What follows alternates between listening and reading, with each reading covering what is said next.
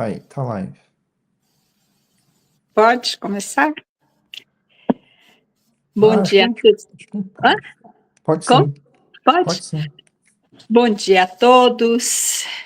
Que o amor do Mestre Jesus esteja em nossos corações. Todos sejam bem-vindos ao Centro Amor e Luz. E hoje teremos a palestra com o nosso companheiro André Marquezine. O título será O Outro Lado da Reencarnação. Interessante esse tema, não é, gente? Então vamos aproveitar. E hoje também, né, no Brasil, estamos comemorando, né, o Dia das Crianças, o Dia de Nossa Senhora Aparecida, né, na verdade, todas são a mãe de Jesus, mas se comemora um dia, né, da aparição, né, de uma das aparições, né, de Nossa Senhora. Então, muito lindo isso, e vamos, né, aproveitando o Dia das Crianças, vamos deixar, né, surgir em nós a criança que existe em nós. E também agora vamos orar, vamos fazer a nossa leitura inicial e depois a nossa oração. Sejam todos bem-vindos, encarnados e desencarnados. Então, tiramos a nossa leitura do livro Vigiai e Orai, de Carlos Bacelli e Irmão José. Leitura 153, O Amor e a Verdade. Tudo passará. Juventude, beleza, saúde, dinheiro, posição social. Teorias equivocadas não resistirão. Enganos cederão à evidência dos fatos. A injustiça não prevalecerá. Ninguém detém o carro do progresso, que esmaga sob as suas rodas os recalcitrantes. Os poderosos envelhecerão. Reis rolarão do trono. Apenas o amor e a verdade permanecerão inalteráveis ante o olhar severo do tempo. Dentro de ti, todas as ilusões breve se farão cinzas. Não te arredes do que for bom e nem te afastes do que for justo. As hecatombes morais da alma, apenas o amor e a verdade te ajudarão a sobreviver. Que assim seja. Então, agora, neste momento, vamos cerrar os nossos olhos, acerenar os nossos corações e agradecer ao Pai Celestial por ter nos criado e por ter criado todo esse universo de beleza, de amor e de bondade. Agradecemos ao Mestre Jesus, o nosso companheiro incansável de todas as horas. Querido Mestre, te agradecemos pelo seu amor tão maravilhoso, que nos socorre, que nos faz melhor cada dia através dos seus ensinamentos, que vêm através dos séculos. E assim, Senhor Jesus, como não cansamos de te pedir, te pedimos ainda hoje que nos ajude a ser criaturas melhores, que nos ajude, Senhor, a ver o outro como vemos nós mesmos. E também, Senhor, que a sua luz infinita de bondade possa cobrir todos os cantos do planeta, indo através daqueles que necessitam mais do que nós. Os pontos de guerra, as pessoas que estão perdidas, que querem tirar a própria vida, enfim, Senhor, todo tipo de dificuldade que o seu amor possa cobrir. E também, Senhor, ajude-nos a ser portadores da paz, porque sabemos que a paz começa em cada um de nós.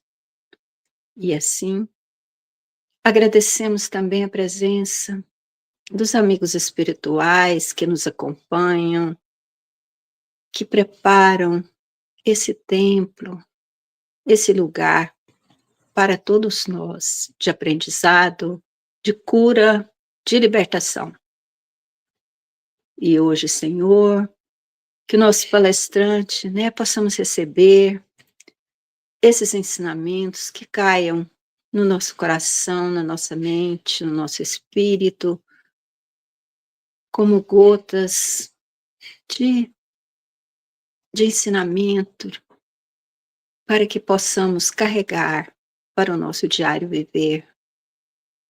E assim, agradecemos por tudo, por estar aqui, pelo dia de hoje, pela oportunidade, todas as oportunidades vividas. Muito obrigado, Senhor. Muito obrigado aos mentores.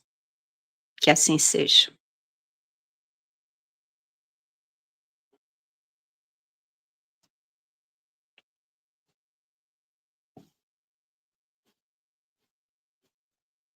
André, com você.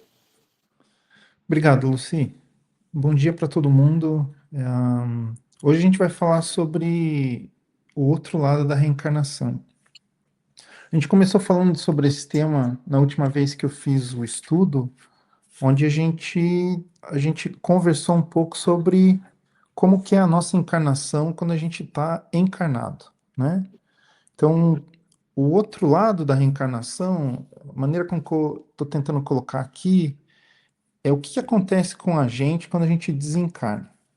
E aí, numa próxima oportunidade, o que eu vou tentar falar é como é que a gente fica depois de desencarnado no plano espiritual. Então, é uma sequência de estudos para que a gente consiga entender como é que funciona esse ciclo da encarnação. Então, como a gente conversou na última vez, a gente tem três elementos no universo. A gente tem Deus, Espírito e Matéria. Eles são distintos entre eles. Deus é uma coisa que não é matéria e não é espírito. Espírito também não é matéria. E matéria não é o que compõe o espírito, não é o que compõe a Deus.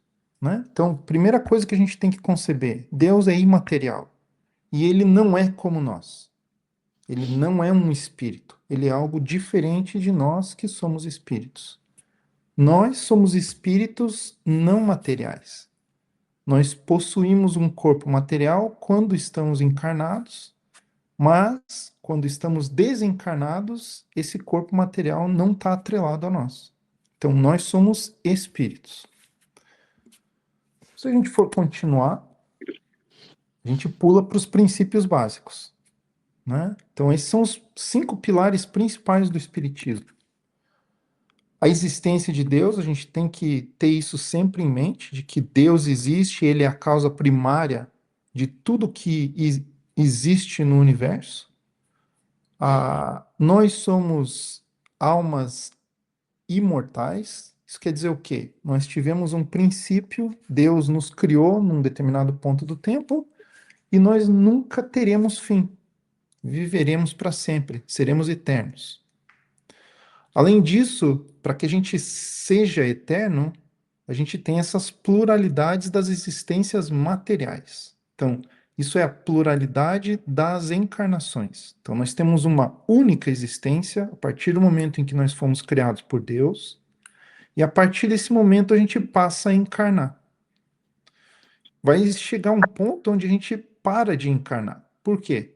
Porque a gente vai chegar no ponto máximo da evolução e não é necessário a gente encarnar mais, tá?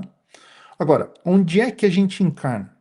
A gente encarna em vários mundos. A gente não encarna todas as nossas encarnações em um mundo só, em um planeta só.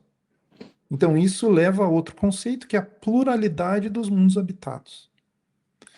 Além disso, o que acontece entre encarnados e desencarnados? Esses espíritos, eles conseguem se comunicar. Então, o outro princípio é a comunicabilidade dos espíritos, tá? Gente, se alguém tiver alguma pergunta, vocês podem colocar no chat e daí a gente discute, tá legal? Então vamos partir para o próximo slide. Então, a gente tem que colocar aqui uma distinção, que é a distinção que Kardec coloca, a distinção ou a diferença entre alma e espírito, tá? Porque durante ou na codificação, Kardec se utiliza desses dois termos, alma e espírito. Então, o que que é uma alma? A alma é um espírito encarnado. E aí ele coloca ali, o que que a alma é antes de se unir ao corpo? É espírito. Então, isso a gente já tratou no outro estudo, mas revisitando aqui, o que que nós somos? Nós somos espíritos. Esse é o nosso, digamos assim, essa é a nossa verdade. A gente é espírito antes de encarnar. A gente sempre vai ser espírito. Mas no momento em que a gente está encarnado, agora a gente está encarnado, Kardec trata nós, espíritos encarnados, como alma. É importante essa distinção, por quê? Porque a partir do momento que a gente começa a ler a codificação dele, esses dois termos vão estar nos livros, e a partir do momento em que a gente lê alma, alma quer dizer que ele está se tratando, ele está se referindo a um espírito encarnado. Tá? Então é muito importante essa distinção que ele faz. Então aqui a gente tem um diagrama, uma figura desses três elementos. No lado esquerdo está a nossa essência, o espírito. No meio está o perispírito, que é o nosso corpo semimaterial, e do lado direito está o nosso corpo material. Então, durante a nossa encarnação, nós temos esses três corpos, né? Ou melhor, esses três elementos. Nós nunca deixaremos de ser espíritos, nós possuímos sempre um perispírito, e quando encarnados, nós temos um corpo material, tá? Quando a gente desencarna, a gente deixa de possuir um corpo material, a gente continua tendo um perispírito ou um corpo semimaterial e a gente nunca deixa de ser espírito, tá? Então isso tem que estar bem claro para a gente, essas duas partes, a parte do lado esquerdo e a parte do meio, elas nunca deixam de existir. Por quê? Porque a gente sempre está atrelado a um planeta. E da onde é que sai a matéria para que esse perispírito seja formado? Sai da matéria daquele planeta, tá? Então, quanto mais evoluído nós nos tornamos, nós iremos habitar planetas mais evoluídos, onde a matéria também é mais evoluída. Através do nosso desenvolvimento, nós seremos capazes de aurir, de aglutinar o melhor tipo de matéria daquele planeta para criar ou para formar o nosso perispírito. Então, quanto mais evoluídos nós somos, maior, ou maior, não maior, mas melhor será o nosso perispírito, porque ele estará realmente atrelado ao tipo de matéria daquele planeta onde nos encontraremos, e através do nosso desenvolvimento a gente conseguirá se utilizar da melhor matéria, do melhor tipo de matéria para formar esse perispírito.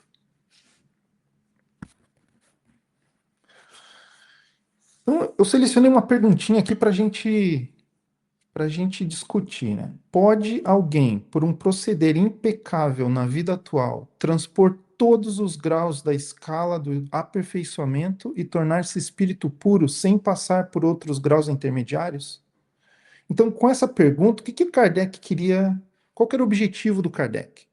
Ele queria saber se a gente consegue chegar à perfeição em uma encarnação só. Foi essa a razão dele ter perguntado isso aos espíritos, tá? E os espíritos respondem para ele: não, pois o que o homem julga perfeito, longe está da perfeição. Então, a gente sabe que os espíritos são sempre diretos e claros, né? Então, o que eles falam para a gente é exatamente isso, que o que a gente acha que é perfeito aqui no nosso planeta, nessa encarnação, está muito longe do que é a perfeição para Deus, tá? E eles continuam: há qualidades que lhes são desconhecidas e incompreensíveis. Então a gente não conhece tudo, a gente não sabe quais são as qualidades que nós devemos possuir para sermos considerados espíritos perfeitos. As qualidades que a gente conhece hoje são compatíveis ao nosso grau de evolução. E como a gente vê ao nosso redor que nós ainda temos defeitos, a gente conclui que a gente ainda não é perfeito. Então, essa resposta ela é muito lógica, né? Então, o nosso grau de perfeição hoje é um, ou a nossa definição de perfeição hoje é um, e a gente ainda não tem condição de definir a perfeição real, a perfeição para Deus. Poderá ser tão perfeito quanto o comporte a sua natureza terrena, mas isso não é a perfeição absoluta. Então eles terminam dizendo: a perfeição de Deus não é a perfeição, o conceito de perfeição que a gente tem na Terra, né? Simples. Então a resposta para essa nossa pergunta de que a gente pode evoluir tudo em uma encarnação só, ou em duas encarnações, ou três encarnações, não. A gente vai precisar evoluir gradualmente através do tempo. Para quê? Para que a gente consiga se desenvolver, conseguir entender o que é a perfeição para Deus, para que a gente consiga ser perfeito. Porque se a gente não sabe o que é a perfeição para Deus, a gente não tem condição de ser aquilo. Para que a gente saiba o que é a perfeição para Deus, né, ilimitada para a gente agora, a gente precisa galgar esses degraus de evolução para que a gente consiga entender o que é para poder fazer, para poder ser, né? Tá, então agora vamos entrar no quesito de o que que acontece com a gente quando a gente desencarna e depois de desencarnado, né? Então, o que que sucede à alma no instante da morte? Então, o que que acontece com a alma quando a gente desencarna, quando a gente morre? Volta a ser espírito. Então, aqui volta aquele conceito que Kardec colocou antes. Por que que é importante a gente saber o que que é alma e espírito na codificação? Porque na realidade a gente é espírito e acabou, tá? Mas a alma encarnada, o espírito encarnado volta a ser espírito, isto é, volve ao mundo dos espíritos, de onde se aparta momentaneamente. Então, essa essa pergunta e essa resposta, elas parecem simples, mas se a gente realmente tentar entender o que está por trás disso e ler esse último pedacinho, de onde se aparta momentaneamente. Isso quer dizer que se a gente está se apartando de alguma coisa, é que o nosso lugar real é o mundo dos espíritos, tá? Ele não está dizendo assim, a gente se aparta momentaneamente do mundo terrestre, não, ou do mundo material. Ele está dizendo assim, ó, a gente volta ao mundo dos espíritos, o plano espiritual, da onde a gente se separou momentaneamente. Então a gente sai do nosso lugar original e vai para o plano material. O nosso real lugar, a nossa morada real é o plano material, é o mundo dos espíritos, tá? Então, por alguns instantes, naquela escala eterna de evolução, a gente sai do plano espiritual e se encontra no plano material. Qual é o mecanismo? A gente se atrela a um corpo material, né? Esse é a reencarnação, é a encarnação. Então vamos continuar aqui. Aí eu coloquei um outro conceito aqui que a gente, inclusive isso veio no último estudo, no estudo da semana passada, onde a gente discutiu o que é o completista, né? Então, se eu não me engano, acho que esse aqui está no livro Evolução em Dois Mundos, do André Luiz. E ele coloca ali, eu não lembro o espírito que está guiando André Luiz naquele livro, mas o que ele explica é isso, que o completista, ou melhor, completista é o título que designa os raros irmãos que aproveitaram todas as possibilidades construtivas que o corpo terrestre lhes oferecia. Então aqui ele já é bem claro, ó, são raros os irmãos. O completista, na qualidade de trabalhador leal e produtivo, pode escolher à vontade o corpo futuro, quando lhe apraz o regresso à crosta em missões de amor e iluminação, ou recebe veículo enobrecido para o prosseguimento de suas tarefas, a caminho de ciclos mais elevados de trabalho. Então, o primeiro parágrafo aqui, ele trata que nós, almas, né, espíritos encarnados, nós geralmente não somos completistas. Isso quer dizer o quê? Que a gente desencarna antes da hora. A gente tem uma programação de tempo para a nossa encarnação. Completista é aquele que chegou nesse tempo e falou assim, ou melhor, não falou, mas chegou no final, no último segundo programado para ele, ele ainda estava encarnado. Se a gente se basear nesse relato, nós, a maioria, iremos desencarnar antes do nosso tempo programado. Isso quer dizer o quê? Que a gente não vai conseguir executar tudo que a gente programou para fazer. Talvez a gente consiga em um curto ou menor espaço de tempo.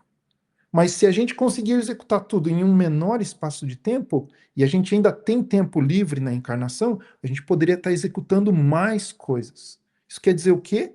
Que nós, na maioria, estamos gastando nosso tempo com outras coisas além das quais nós nos programamos a fazer. Tá, e daí o outro lado, o segundo parágrafo é o quê? Ele fala que o completista, aquele que consegue chegar no fim programado da encarnação, vamos dizer assim, para ser bem simples, minha encarnação tem o propósito de que eu fique encarnado na Terra por 70 anos. Se eu conseguir viver aqui por 70 anos ou mais, é porque eu completei aquela encarnação. Então eu seria um completista. Se eu desencarnar antes, é porque eu não sou um completista. Agora, se eu for um completista, ele fala assim, ó, que se eu completar, se eu utilizar o meu corpo da maneira correta, eu vou poder escolher o meu corpo futuro. Isso quer dizer o quê? Depois que eu desencarnei, passei um tempo no plano espiritual e for reencarnar de novo, eu vou poder escolher o meu corpo futuro.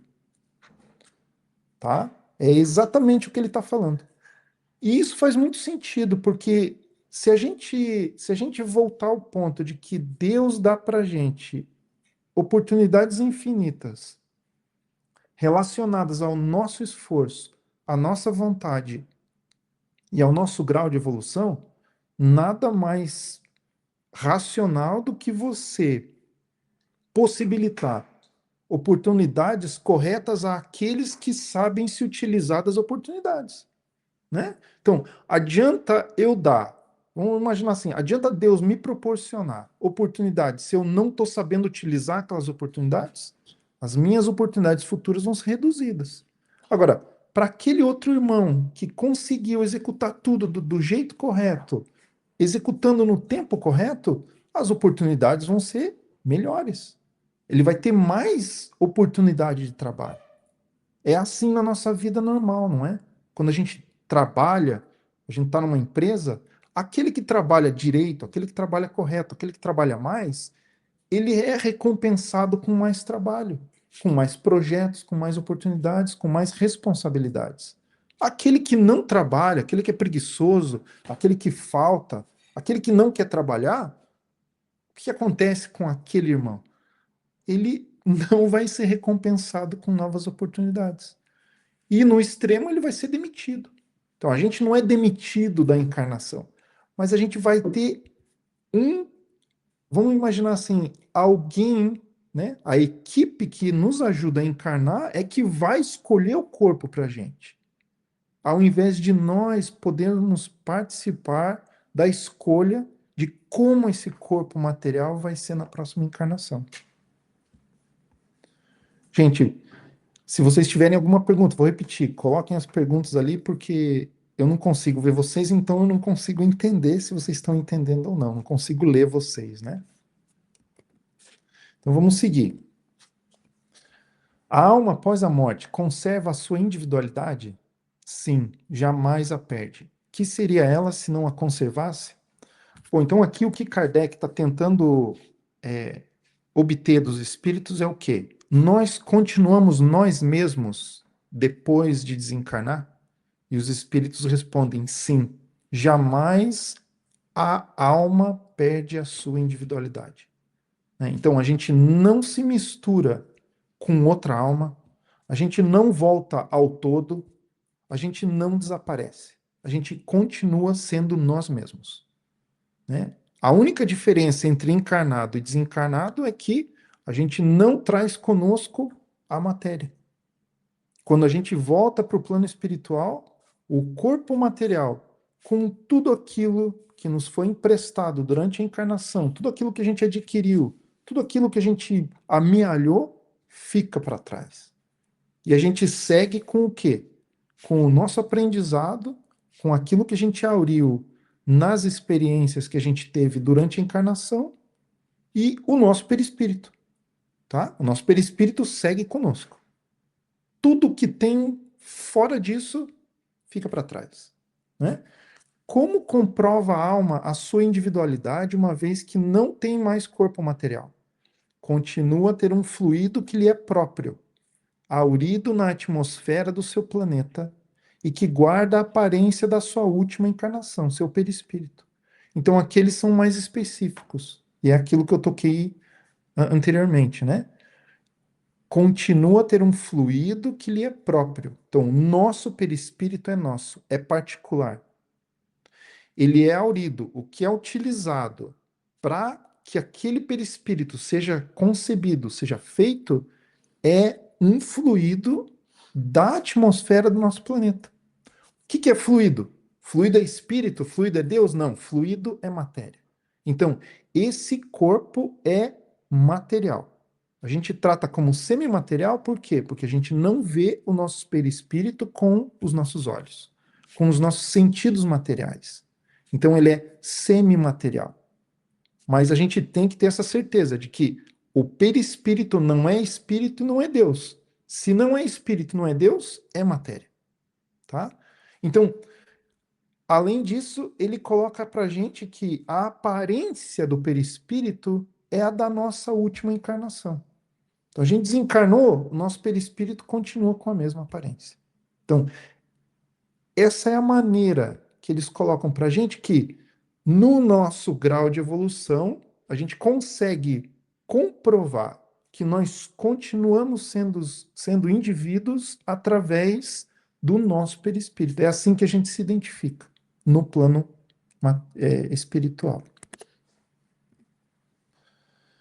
A alma tem consciência de si mesmo imediatamente depois de deixar o corpo?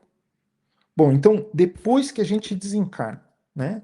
No momento do desencarne, vamos, como dizem aqui, né? Vamos take um step back. Quando a gente encarna, o que é que acontece? A gente esquece das últimas encarnações, né? A nossa memória de espírito é como se um véu fosse colocado em cima dessa memória e a gente encarna sem essa lembrança. A gente encarna com as nossas tendências, o que a gente é, a nossa essência. Então a gente não deixa de ser esse indivíduo quando encarna. A gente só não lembra do que a gente fez, do que a gente auriu, dos problemas que a gente criou e das soluções que a gente criou, né? A gente encarna, mas com toda essa bagagem, uma alma, um espírito encarnado. Depois que a gente desencarna, a gente volta a lembrar tudo isso naquele instante do desencarne? E aí eles respondem: imediatamente não é bem o termo. Então a gente não fecha o olho aqui e abre o olho no plano espiritual, lembrando exatamente como a gente era, todas as encarnações que eu tive, quem eu fui, o que eu fiz, quais foram os outros espíritos com os quais eu me relacionei. Não. Ele fala ali, ó, a alma passa algum tempo em estado de perturbação. Então, esse estado de perturbação é o que a gente vai olhar, ou a gente vai conversar nos próximos slides, tá? Então, até agora, o que a gente conversou? No outro estudo, a gente falou sobre como que a gente age, como que a gente é quando encarnado. Então, a gente conversou um pouquinho agora como que nós ficamos, o que acontece conosco no desencarne, e agora a gente vai ver o que acontece depois do desencarne. A gente deixa de ser alma e passa a ser espírito, né? Então, deixa de ser espírito encarnado e passa a ser simplesmente espírito. Deixa de ter um corpo material e passa a ter simplesmente o nosso corpo semimaterial. Essa aqui é uma outra pergunta que eu coloquei, se a gente for ver, está fora de sequência, mas é uma curiosidade que a gente tem, né? O conhecimento do espiritismo exerce alguma influência sobre a duração mais ou menos longa da perturbação? Isso quer dizer o quê? Ah, se eu for espírita, vai ser fácil eu desencarnar. Eu vou chegar lá, eu sei exatamente onde é que eu tô, o que que eu vou fazer, de onde é que eu vim, para onde que eu vou. Mas o que eles falam é o seguinte: a influência é muito grande. Por isso que o espírito já antecipadamente compreendia essa situação. Mas a prática do bem e a consciência pura são o que maior influência exercem. Então, a primeira parte que ele fala é o quê? Que o espiritismo, o conhecimento do espiritismo tem uma grande influência na duração da perturbação do espírito depois da desencarnação. Por quê? Porque, como espíritas, nós entendemos, antes de desencarnar, o que é que vai acontecer conosco. Agora, existe uma diferença entre a gente entender e aceitar. Porque o que é que a gente entende na doutrina espírita? O que é que a gente entende, ou melhor, como é que a gente quer entender? Que a gente, por ser espírita, a gente vai chegar lá e tá tudo claro pra gente e nada de ruim vai acontecer conosco por causa desse conhecimento, né? Então, a maioria de nós pensa assim. Mas a realidade qual que é? Tá na segunda frase. A prática do bem e a consciência pura são o que maior influência exercem. Então, se a gente juntar essas duas frases, o que que eles querem dizer para a gente? O conhecimento sozinho não é suficiente. Só saber o que acontece com um espírito depois que desencarna não é suficiente para que a perturbação que todo espírito passa depois da desencarnação seja longa ou curta. Tem que ter o conhecimento mais a prática do bem e a consciência pura. Por que que eles estão explicando isso para a gente? Porque não é exclusividade de um espírita ter um período de perturbação menor. Muita gente que não é espírita, quando desencarna, tem um período de perturbação pequeno. Por quê? Porque o que é mais importante fazia parte da vida daquela pessoa. Fazia parte da vida daquele espírito, que é o quê? A prática do bem e a consciência pura. O desprendimento da matéria. Praticar o bem, ter a consciência pura e ser desprendido da matéria não é exclusividade de espírita. Qualquer encarnado pode praticar o bem, ter a consciência pura e se desvencilhar dos bens materiais. Não dá importância desnecessária aos bens materiais. Então aqui a gente vê o quê? Que o Espiritismo mostra para a gente o que acontece do outro lado, mas só saber não adianta. Porque a gente sabe de muitas coisas as quais a gente não deveria fazer e a gente continua repetindo, né? Então, a gente entende que só saber não é o suficiente. A gente tem que praticar, tá? Então tá, então agora vamos seguir nesses próximos slides que são as orientações dos espíritos para a pergunta 163, tá? Então a continuação da resposta dos espíritos é um ensaio do Kardec. Kardec tem esse ensaio, ele escreve esse ensaio baseado no que os espíritos passaram para ele. Então vamos lá. Qual que é a pergunta 163? A alma tem consciência de si mesma imediatamente depois de deixar o corpo? E a resposta é: imediatamente não é bem o termo. A alma passa algum tempo em estado de perturbação. Então tá lá. Então ele continua. Por ocasião da morte, tudo a princípio é confuso. De algum tempo precisa a alma, né, o espírito encarnado, para entrar no conhecimento de si mesma. Ela se acha como que aturdida no estado de uma pessoa que despertou de profundo sono e procura orientar-se sobre a sua situação. Então, aqui a gente está falando no momento do desencarne. Vamos fazer uma analogia, gente, para quando a gente viaja. Quando a gente viaja de avião para o Brasil, quando a gente viaja de avião, né, ou vamos colocar assim, para um país distante, onde a gente fica dentro daquele avião, dentro daquele ambiente fechado, 10 horas, 15 horas, 20 horas, quando a gente chega naquele outro lugar, a gente não chega normal, a gente não chega do mesmo jeito que a gente saiu. Uns chegam cansados, outros chegam com sono, outros chegam com fome, outros chegam com esses três, cansado, com sono e com fome. Então, normalmente, no primeiro dia que a gente tá nesse novo lugar, o que que acontece, né? A gente viaja para o Brasil, é um voo que é noturno, a gente não dorme direito no avião, chega lá, chega cansado, vai descansar. É claro que a gente vai rever lá os amigos, os parentes, mas a gente está cansado. Normalmente a gente chega lá, tá excitado, almoça, né? Conversa um pouco com o pessoal, chega de tarde, começa a dar aquele sono, cai na cama, só vai acordar no outro dia. Né? Normalmente é assim que a gente opera. Quanto mais velho a gente é, mais demorado é esse período. Então, é exatamente isso que ele está descrevendo aqui. De algum tempo precisa a alma para entrar no conhecimento de si mesma. A diferença é essa, que o que, que acontece quando a gente está encarnado? A gente esquece.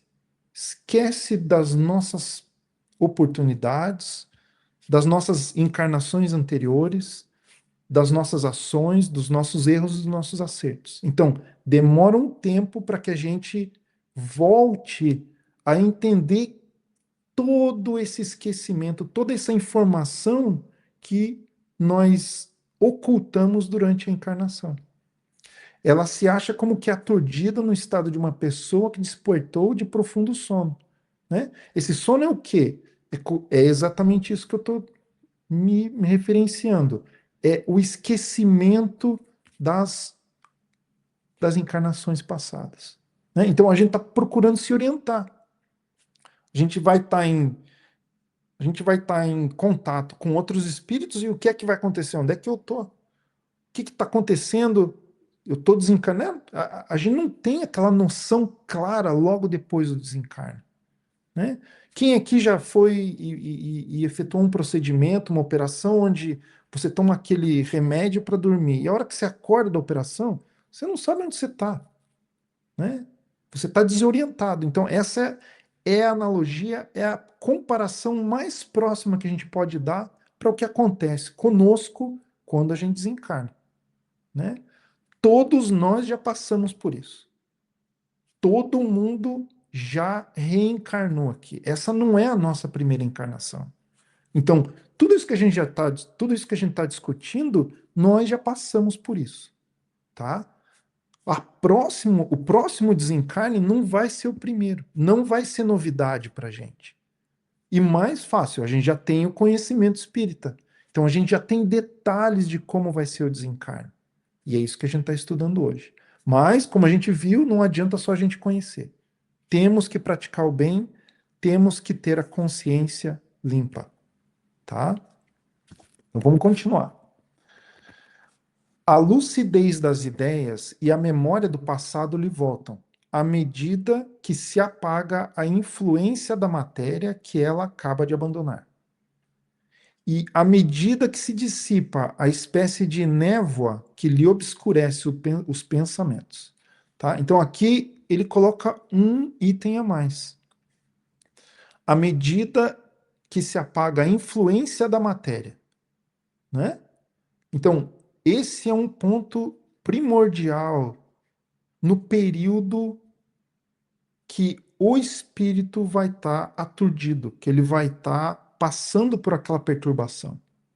Quanto mais influenciado, quanto mais apegado, quanto mais ligado à matéria, e daí não é só aos bens materiais, mas e sim ao plano material, porque a gente fica apegado àqueles que ainda estão encarnados, né? Então a gente tem que colocar tudo isso aqui nesse influência da matéria, né? Então, quanto mais apegado a gente é àquela vida que acabou, mais tempo vai durar essa perturbação, esse período de cansaço, esse período de adaptação, tá?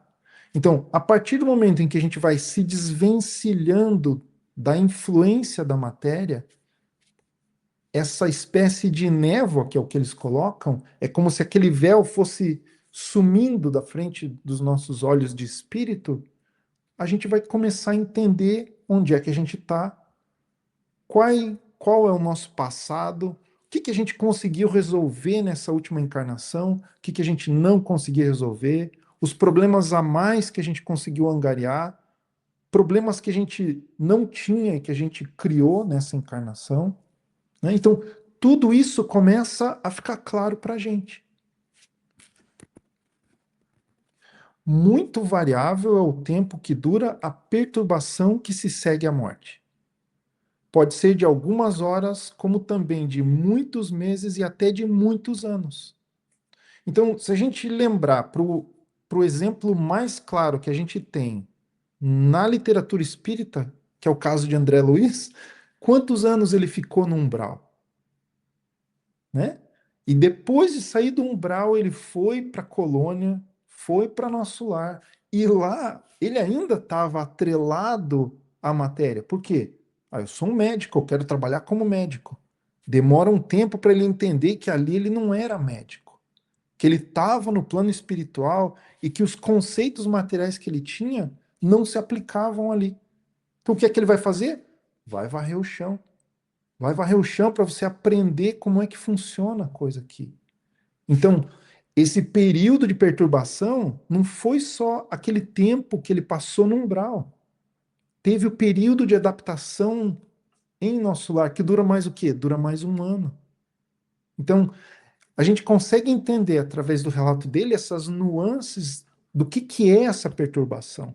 Né? Vai desde aquela coisa drástica, daquele sofrimento no umbral, até aquela coisa um pouco mais amena, aquele comportamento mais ameno, ou do sofrimento mais ameno, onde ele chega com aquela pompa de médico e ele vê que ele não é médico ali, né? Tá? Aqueles que, desde quando ainda viviam na Terra, se identificaram com o estado futuro que os aguardava, são os em que menos longa ela é, porque esses compreendem imediatamente a posição em que se encontram. Então, esse ponto aqui, gente, é uma coisa que a gente sempre tem que ter em mente. Nós somos, primeiro, espíritos. Segundo, estamos num estado de alma, estamos encarnados, mas somos espíritos. Quanto mais rápido a gente conseguir conceber de que somos espíritos, que estamos vivendo no plano material, mas precisamos agir como os espíritos que não desaparecem, que nunca morrem, que vão voltar para o plano espiritual, que vão se lembrar do passado, que vão ter que sofrer as consequências ou as benécias dessa vida, mais simples é para a gente ter um período menor, ou entender, né? Trabalhar para esse período de perturbação menor. É isso que a gente tem que fazer. Esse é um outro exercício, além de praticar o bem, ter fé, benevolência, todos aqueles quesitos do ser de bem, do homem de bem, que está na literatura espírita, além disso, a gente tem que agir como espírito para quê? Para que esse período de perturbação seja o mais curto possível. Para quê? Não para que a gente não sofra. Não é esse o ponto. O ponto é para que a gente consiga, o mais rápido possível, continuar trabalhando para a nossa evolução. Porque esse período de perturbação é um período onde a gente vai estar exigindo recurso dos outros espíritos, porque eles vão ter que ajudar a gente a sair desse espírito, desse período de perturbação, né? Aqueles entes queridos nossos vão estar orando por nós, vão estar tentando nos ajudar. Então, se a gente conseguir se ajudar desde já, antes de desencarnar, a gente evita trabalho para aqueles que têm muita atividade para fazer. Sendo espíritas, nós temos a consciência de que somos responsáveis pelas nossas ações. Se somos responsáveis pelas nossas ações, precisamos nos ater a isso também, né? Quanto menos trabalho a gente puder dar para uma equipe que está lá para trabalhar por aqueles que necessitam, melhor para nós e para eles. Porque aquele trabalho tem que ser dedicado àqueles que realmente necessitam. Será que nós, que estamos tendo contato com esse conhecimento, né, essa dádiva que é o Espiritismo, estaremos sendo responsáveis, detendo conhecimento e agindo ao contrário, para que, não, mas quando eu chegar lá, alguém vai me ajudar? É assim que a gente não pode agir. A gente tem que ser proativo e agir corretamente desde agora, para que quando a gente chegue lá, ao invés de ser ajudado, a gente tenha como ajudar um pouquinho. Esse tem que ser o nosso objetivo, né? Então vamos continuar. Aquela perturbação apresenta circunstâncias especiais, de acordo com os caracteres dos indivíduos e principalmente com o gênero de morte. Então aqui tem um outro ponto, né? Nos casos de morte violenta por suicídio, suplício, acidente, apoplexia, ferimentos, etc., o espírito fica surpreendido, espantado e não acredita estar morto. Então, aqui eles estão colocando a diferença entre aquele espírito que morre por morte natural, morte devagar, morre devagar por causa de uma doença longa, então vai se desvencilhando da vida, vai se desvencilhando da matéria, dos bens, ao contrário daquele que morre de repente, né? Então, o caso aqui, por exemplo, um acidente. Está dirigindo, sofre um acidente e desencarna por causa daquele acidente de trânsito. Então, essa é uma distinção. Aquele espírito que deixa a vida de repente, em um instante, vai ser mais difícil para ele entender o que está acontecendo. Foi um choque, foi um trauma. Comparado com aquele que devagarinho vai vendo a vida acabar, né? Então, vamos voltar naquilo que eu estava falando no slide anterior. Vamos imaginar que amanhã eu vou morrer num acidente de trânsito. Qual que é o trabalho que eu deveria ter feito antes de amanhã? Praticado o espiritismo no máximo. Praticado o bem, caridade, benevolência. Tudo que Jesus nos pede para fazer. Para quê? Para que mesmo que amanhã, no acidente, eu seja surpreendido, eu consiga muito mais rápido do que não praticando bem, não me desvencilhando dos bens materiais, aquele período de perturbação, aquele período de estar em choque, seja cada vez menor, né? Então, é essa relação que a gente tem que entender. Quanto mais a gente faz aqui, menos a gente tem que fazer lá. Quanto menos a gente faz no plano material, mais a gente vai ter que fazer no plano espiritual. Esse desprendimento, essa prática do bem, a gente não tem como se livrar dela. Não dá. De alguma maneira, a gente vai ter que despender tempo para isso, seja aqui no plano material, seja no plano espiritual, né? Só que tem um grande fator aí que é o quê? Nós decidimos, nessa encarnação, ter contato com o espiritismo. Quanto mais conhecimento nós temos, mais responsabilidade das nossas ações nós temos, né? Quem que vai falar isso? Nossa consciência. Nossa consciência vai nos atormentar do outro lado, por quê? Poxa, André, você teve contato com o espiritismo que explicou exatamente o que você tem que fazer e o que ia acontecer com você, você fazendo ou não. E você insistiu em não fazer. Isso quer dizer o quê? Você perdeu uma oportunidade.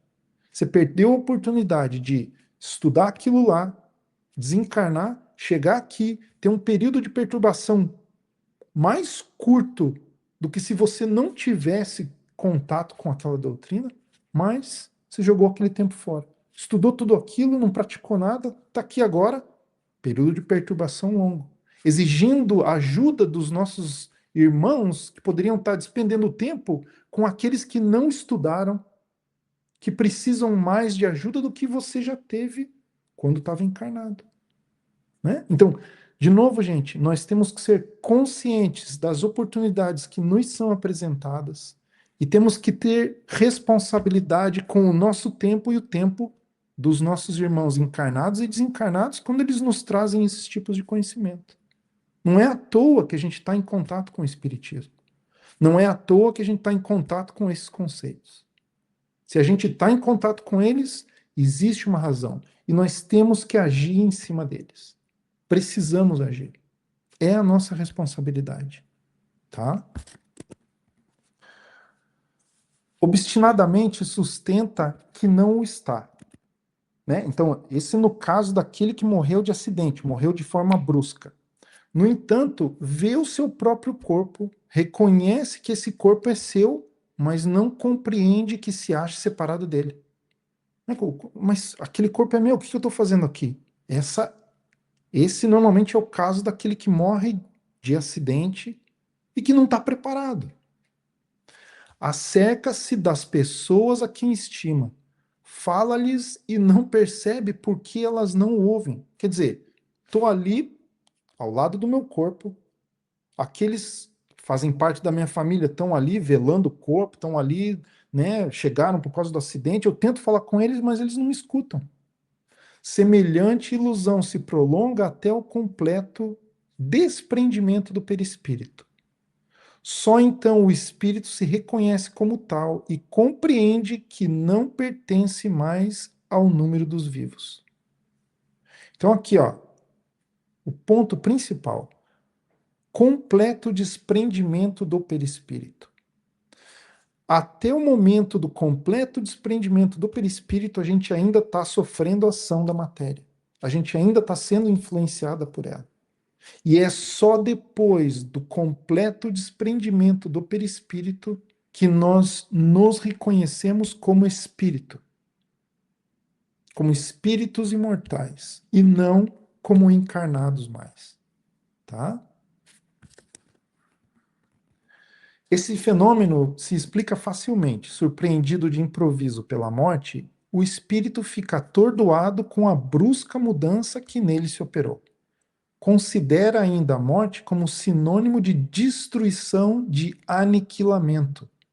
Ora, porque pensa, vê, ouve, tem a sensação de não estar morto, mais lhe aumenta a ilusão o fato de se ver como um corpo semelhante na forma ao precedente, mas cuja natureza etérea ainda não teve tempo de estudar. Então, essa parte aqui ela é bem complexa, né? Então, vamos quebrar frase por frase. Surpreendido de improviso pela morte, o espírito fica atordoado com a brusca mudança que nele se operou. Considera ainda a morte como sinônimo de destruição ou aniquilamento. Então, a maioria das pessoas tem como base de pensamento que o desencarne, a morte, é o fim. Se quando a gente desencarna não vem o fim, o que acontece? Fico atordoado, eu fico confuso. Por quê? Porque não terminou. Então, o pensamento qual que é? É que eu não estou morto. Se quando eu morro eu desapareço, se eu não desaparecer é porque eu estou vivo. Então, eu não estou morto, eu só estou desencarnado. Mas esse conceito não faz parte de mim ainda. Então, o que acontece? Estou lá, estou perdido.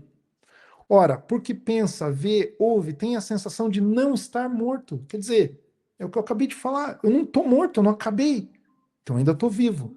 Mas ainda não existe em mim o conceito de vivo após a morte. Mais lhe aumenta a ilusão o fato de ver, de se ver com um corpo semelhante. Quer dizer, o meu perispírito, desencarnei, estou me vendo como eu mesmo, quer dizer, eu estou vivo ainda. Eu não morri.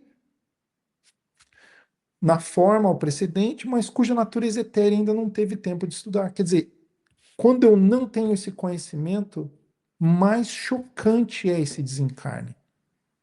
Então aqui a gente vê o quão importante é a gente estudar esse mecanismo da reencarnação, né? Encarnar e desencarnar. Quanto mais a gente entender esse mecanismo, mais fácil para nós é desencarnar. E uma coisa que a gente tem que ter em mente, gente, isso vai acontecer várias vezes, não digo infinitas, mas muitas vezes no nosso futuro. Então, quanto antes a gente entender exatamente como funciona esse mecanismo, mais fácil para a gente é o quê? Passar por essa fase da nossa vida de espírito toda vez que a gente encarna e desencarna, tá? A perturbação que se segue à morte nada tem de penosa para o homem de bem, que se conserva calmo, semelhante em tudo a quem acompanha as fases de um tranquilo despertar. Para aquele cuja consciência ainda não está pura, a perturbação é cheia de ansiedade e de angústias, que aumentam a proporção que ele dá da situação que se compenetra. Tá, então aqui é bem simples, né, gente? Então, chega até a ser muito simples, porque existem nuances aí, né? Então, ele coloca aqui como, os espíritos colocam, ou melhor, Kardec coloca aqui como um binário. O homem de bem, tranquilo. Aquele que não é um homem de bem, que é a maioria de nós, não quer dizer que nós não somos, não tentamos praticar o bem, é que a gente não ainda pratica o bem na totalidade, tá? Então a gente ainda vai estar atrelado ao quê? A minha esposa, aos meus filhos, ao meu avô, à minha avó, ao meu sobrinho. A gente ainda está apegado à matéria, né? Então, o que ele tenta colocar aqui é exatamente isso. O que ele fala em a consciência tranquila é exatamente isso. Eu vou desencarnar a qualquer minuto. E os que ficarem encarnados, eles estão sendo amparados por Deus e por todos os espíritos de bem. Isso é a consciência tranquila, tá? Eu fiz a minha parte, eu fiz o que eu consegui fazer. Os que estão ainda encarnados estão fazendo a parte deles, estão fazendo o que conseguem fazer. E a partir do momento em que eu desencarnei, eu não tenho mais como agir na matéria, não tenho mais como suprir para eles. Não tenho como trabalhar e dar comida para eles, ou dar o dinheiro, ou pagar o aluguel da casa. Eu não tenho mais como fazer isso. Essa é uma preocupação que fica para aqueles que estão encarnados. O que eu posso fazer? Eu posso colocar os filhos na faculdade, colocar os filhos na escola, para quê? Para que eles consigam ter uma vida e se sustentar. Então, isso faz parte daí do quê? De conseguir ter a consciência tranquila. Capacitar os que ficam para que eles consigam viver. Para que eu consiga me desvencilhar da matéria e seguir o meu caminho. Da mesma maneira que, em algum ponto, aqueles que ficaram no plano material vão se desvencilhar da matéria e vão seguir o caminho deles. A gente tem que entender que esse é um mecanismo que vai acontecer e que acontece independente da nossa vontade. O que a gente tem que fazer? Se preparar para isso, né? E a preparação não é hoje, né? Volta de novo ao acidente que eu posso sofrer amanhã. Não adianta eu em um dia tentar fazer o que precisa de uma vida inteira para que aconteça. Isso tem que ser dia após dia, né? Então, eu tinha tentado colocar aqui um exemplo da literatura de André Luiz, mas a gente está curto de tempo e a gente vai fazer assim. A gente vai tentar fazer isso aqui num próximo estudo, tá? Então, vamos seguir aqui até esse slide aqui, que é um poema de Leandro Gomes de Barros. Vamos terminar com ele. Ele é um conterrâneo de Ariano Suassuna e ele escreveu esse poema chamado O Mal e o Sofrimento. Se eu conversasse com Deus, iria lhe perguntar: por que que sofremos tanto quando viemos para cá? Que dívida é essa que a gente tem que morrer para pagar? Perguntaria também como é que ele é feito, que não dorme, que não come e vive assim satisfeito. Porque foi que ele não fez a gente do mesmo jeito? Por que existem uns felizes e outros que sofrem tanto? Nascemos do mesmo jeito, moramos no mesmo canto. Quem foi temperar o choro e acabou salgando o pranto? Então, aqui nesse poeminha, né, ele tenta se colocar ao lado de Deus para uma conversa. Mas essa conversa nós temos que ter com Deus todos os dias. Aqui a gente tem uma vantagem, porque a gente já entende mais ou menos esse mecanismo de por que, que a gente é um daqueles que sofre ou um daqueles que não sofre.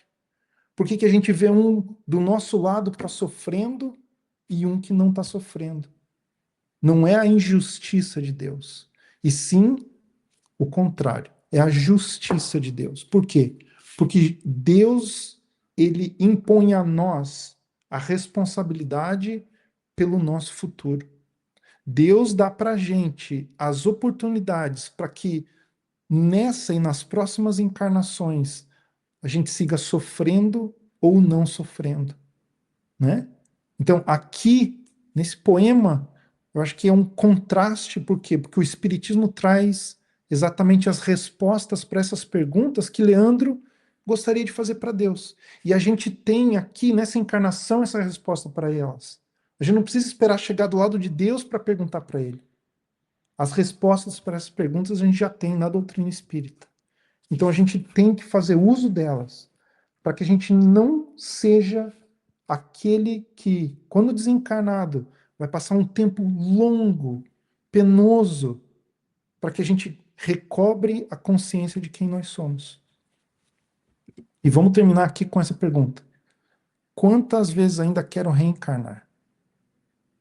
Né? Então, quanto mais rápido a gente conseguir entender o que é que a gente tem que fazer, menos encarnações a gente vai precisar.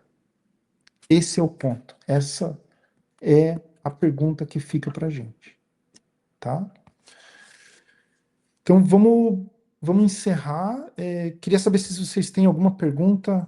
Eu acredito que não, mas vou deixar aí alguns segundinhos para alguém colocar alguma coisa nos comentários para saber se vocês têm alguma dúvida.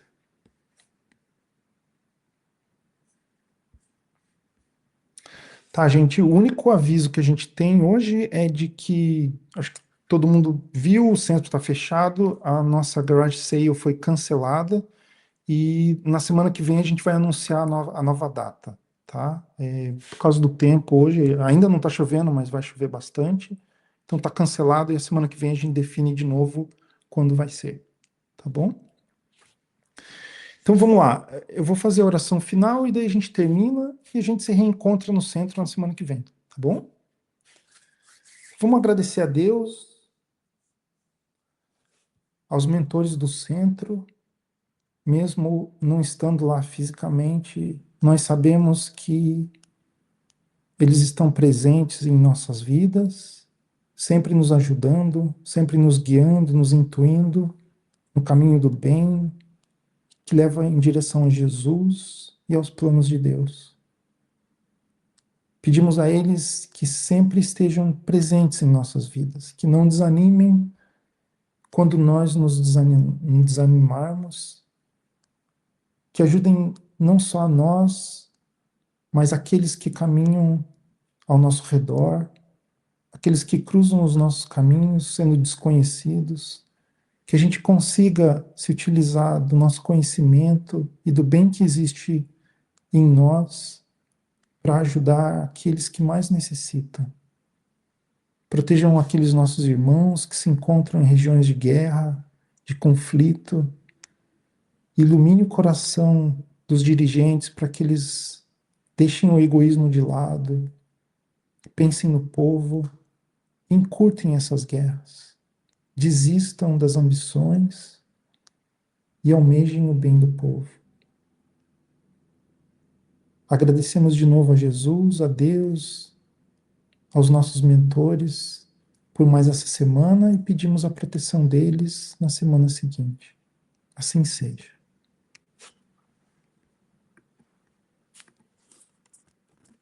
Obrigado, gente. Obrigado a todos. E, de novo, a gente se vê na semana que vem lá no centro. Uma boa semana a todos.